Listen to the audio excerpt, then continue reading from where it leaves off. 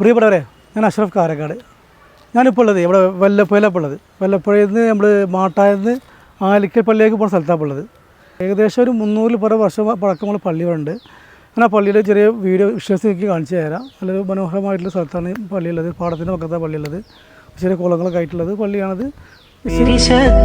എല്ലാരും കൈകോർത്തു നിന്നോളി പരിശുദ്ധ നൂറിൻ്റെ